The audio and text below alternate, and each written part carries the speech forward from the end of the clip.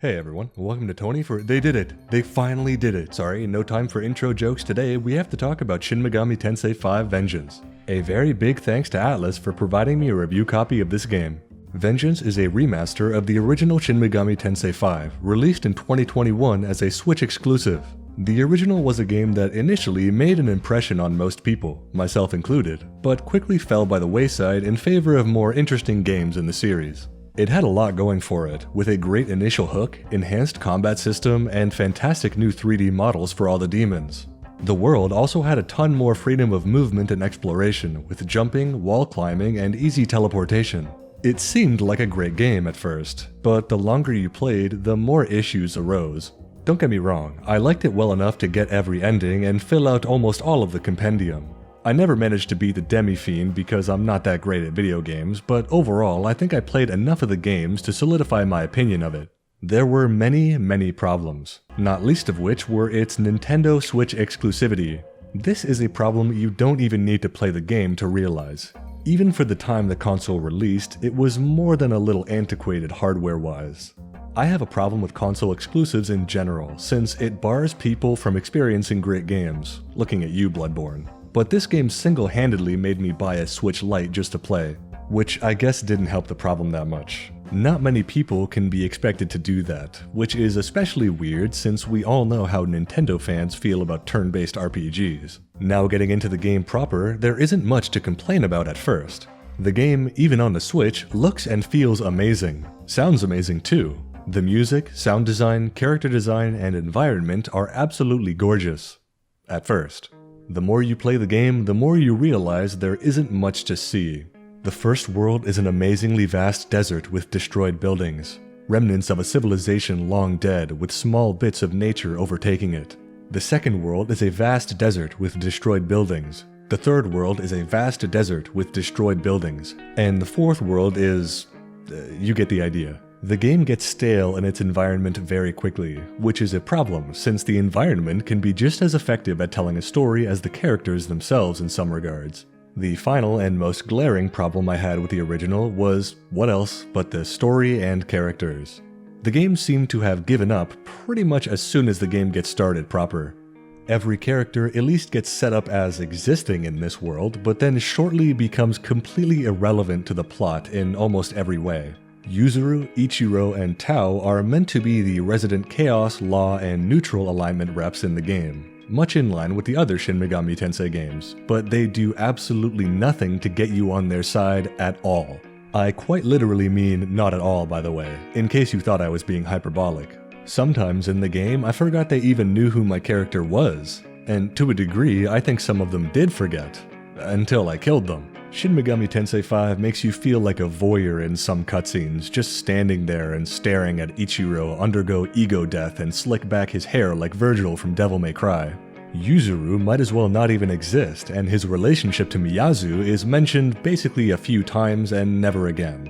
They're brother and sister, by the way. Tao, oh wow, this character was insane.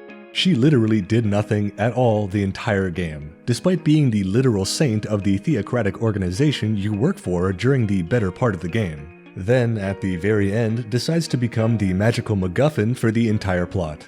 Miyazu is also technically an alignment rep for the secret ending, but this is a rare instance of a secret ending in a Shin Megami Tensei game being almost the worst one. Speaking of endings, hot take, but the Law ending was the only good one, and I will not accept any other opinion. The Law ending is the only one that explicitly states people are happy, where you bring back the people that died unjustly at the hands of the demons and live in a world of harmony and light. All the other ones are either returning to the status quo or outwardly stating that the people are miserable and in a constant state of fear. Also in regards to the endings, they took a lot of inspiration from Shin Megami Tensei III, which is one of my favorites in the series, but they decided to take the absolute worst part about the game, the reason endings. These three endings are pretty universally hated by virtue of them being essentially the same ending, but with a few sentences differentiating them based on the alignment you chose. You don't get to see even a faint glimpse of the new world you made, just a vague outline of maybe the way it's going to go. Base Shin Megami Tensei V did nothing to learn from the mistakes we thought they learned literally in the exact same game with the Nocturne edition. It just has the main character walking towards an empty void as the narrator explains the ending to you and then the credits roll. The characters were forgettable at best and downright annoying at worst. The environment got stale quickly and the endings were lackluster. The game was solely carried by its phenomenal art direction, sound design, and the novel battle system. That was a lot of complaining, and you may think I hate this game, but I really don't. I was just greatly disappointed at the direction the game took. It seemed to many people they focused solely on the gameplay at the expense of everything else. I guess they assumed people wouldn't really care about the motivations behind the combat during the exciting demon battles. But I did. I'm a person that plays games primarily for the story, narrative, and characters within them. I love seeing them grow and overcome challenges just as much as I like to overcome them as a player, and this game didn't really give me that. It's a solid game, one I even recommend to people that have a Switch and want to play a fun little RPG. But that's all it was to me, a fun little RPG to pass the time and look at some cool demon designs. But Shin Megami Tensei was so much more than that to so many people, myself included. With all that complaining, how does Shin Megami Tensei V Vengeance stack up to my lofty standards? Well, I wouldn't consider myself a hard person to please, but I am a hard person to impress. So it should mean a lot when I say this game really impressed me. Shin Megami Tensei V Vengeance pretty much fixed every single problem I had with the original Shin Megami Tensei V and then some. Let's start with how it addressed some of the problems I had with the original first. First and foremost, it's on multiple consoles now, thank the Lord. I played it on Steam and it ran like a dream. Playing the game on a larger screen than a Switch Lite was great, and listening to the music with my nice headphones made the experience overall much nicer. These changes alone make the game much easier to recommend to people for pretty obvious reasons. As for the actual changes in-game, it doesn't seem like much did, environment-wise. There is obviously the whole intro girl that lets you choose between Vengeance or the original story. Pick Vengeance, by the way. But other than that, the intro cutscenes are the same. The first and second world are generally the same aesthetically, with the addition of a few quests from the new demons, which is always nice to see. Stick with it though, and you'll see the third area. Now, if you thought all the game had to offer was destroyed buildings and deserts like the first game, you would be dead wrong. The third world is absolutely beautiful. Now, it is a sandy area with destroyed structures, but it feels much more like a beach area with vibrant waters and interesting topography. The way the sand flows into the bodies of water, the paths leading to the sheer cliff sides, the jaw-dropping golden geometry scattered about, it's an experience to be sure. The new areas they add give returning players like me something nice to experience and keep us hooked, and new players will have a breath of fresh air finally escaping the stifling deserts of the first two areas, giving a real sense of exploring an alien land long past its days of human supremacy, rather than a knockoff stalker game. The absolute biggest improvements they made to the game were obviously the characters and story. Where the original game I felt more like a piece of wood given godlike powers and a few questionnaires on what flavor of ice cream I would want the world to eat after I became the god of it, killing indiscriminately as I went along my merry way. Vengeance, on the other hand, does a much better job at having the characters convey their thoughts and opinions to the player and each other. Not only that, but the characters seem to take a genuine interest in how you, the player, think about the events you take a direct role in. Way too many games focus on the characters' exposition dumping and prattling on about their opinions without caring a whit about how you feel. Which is especially ironic since Shin Megami Tensei is a game series about reshaping the entire planet as a god, often involving killing almost everyone else in the story to get there. Vengeance really makes the main character feel like a part of the story. The other characters often party alongside you, adventuring and aiding you in exploring and fighting. Many times, the characters will chime in and comment on the decisions you make, asking for your opinions on certain topics and reacting according to each of their own unique quirks. Even during side quests, occasionally the characters you're with will start a conversation about the seemingly small gesture of kindness or cruelty you show towards a demon depending on your alignment. A little goes a long way in this regard. As I said before, the characters show a genuine interest in you and each other. It makes them feel like actual people, working together to do the best they can in a horrible situation. No one is perfect, and they all second-guess themselves. Often, it's the player who reinforces or tears down their worldview. Even as early as the first few quests, the new character, Yoko Hiromine, makes comment about what you're doing. Whether it's something small like collecting things for a demon or making a major decision that has impacts on your alignment. She really feels like she has her own thoughts on the matter and portrays them well as a character. Speaking of Yoko, she is the resident remaster girl, ubiquitous to almost every Atlus re-release, like Persona 4 Golden, Shin Megami Tensei Strange Journey Redux, Catherine Fullbody, and many more. Unlike many of those, however, she is actually a really great character.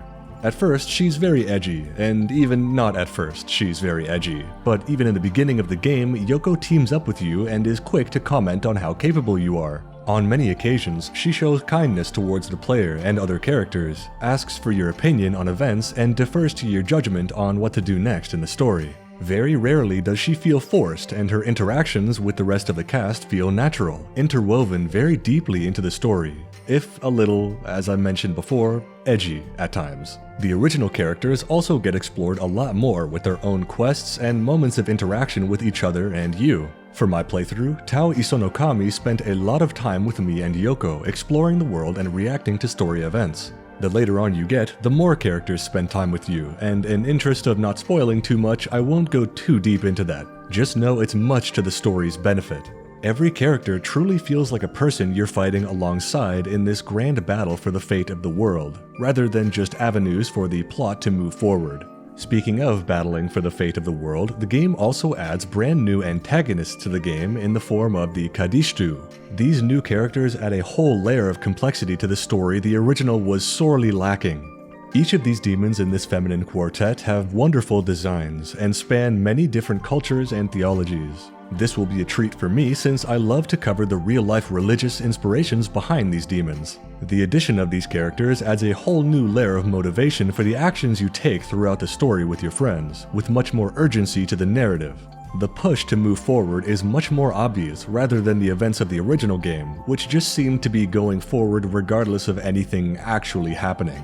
I'm holding my tongue a lot since the game released very recently as of this recording, and I hope this video serves as a reason some of you actually go out and experience it for yourselves. Sidestepping the rest of the narrative and endings, I'll just say I was not disappointed. On a less spoilery note, the new demons and quests added are all amazing. Some of my favorites are the ones involving Onyakopon and his son Anansi of African mythology. There are quests when you can even take control of demons directly and chat to previously hostile NPCs, which is an especially interesting and sometimes genuinely funny touch. Each of the more distinct demons usually has their own unique skill as well, which are all genuinely a treat to look at least when they're not completely obliterating you. I know I just spent a lot of time specifically talking about the characters and story, but the gameplay has been enhanced a lot as well. There are tons of quality of life upgrades, like the Magatsuhi Rail to quickly travel between parts of the map designated by small icons. Auto battle is separated into two distinct categories, allowing you a normal spam auto attack option and a use skills with general AI to help you in long grind sessions or quests. The demon negotiation system is way more fleshed out, and is always fun to see how different demons react to different options. Staying on the topic of demons, the ones in your party are also characters you can chat with in the new Demon Haunt area. This is a small pocket area where you and your team can relax and chat, with some opportunities to get skill points and receive gifts. The more you fight with a demon, the more they come to respect you, and they might even give you something nice for your trouble. Not every demon is unique, but some have wholly individual dialogue, like Alice and a lot of the higher level demons. The map is also much more useful, with showing points of interest as well as letting you place down your own markers. Some of my favorite additions are the Save Anywhere options, demons displaying whether or not you have their essences, as well as if you can buy them in the shop. No longer do you feel forced into sticking with the build you chose at the beginning of the game. If you want to swap, use the item, and if you don't like it, reload the save. No harm, no foul. That doesn't even begin to go over every quality of life change they added to Vengeance, but I do hope that gives you just a small idea of how they went above and beyond with this remaster. If you were on the fence about this game, don't be. It's amazing. I really hope Atlus keeps on track of this narrative design, interweaving the characters with the events of the story closely and taking the time to develop each of them with each other and you. If they do, I can't wait to see what's next for my favorite series. Overall, I really couldn't recommend this game enough, and I hope you all enjoy it as much as I do. Special thanks to ZZZ, Andre Vinicius de Silva Valens, Arctic Mirror, Kalos, Kerhos, Goose Kebab, Jem Morales, Just a Middleman, Matt M, Not Catchy, Patty123, The Digital Dutchman, Video Gamer 75, Zeba Neba, and many more for supporting the channel on Patreon. If you'd like to support, check the link in the description below. Thanks for listening to this gush fest of Shin Megami Tensei V Vengeance, and I'll see you in the next Tony for You. Have a good one.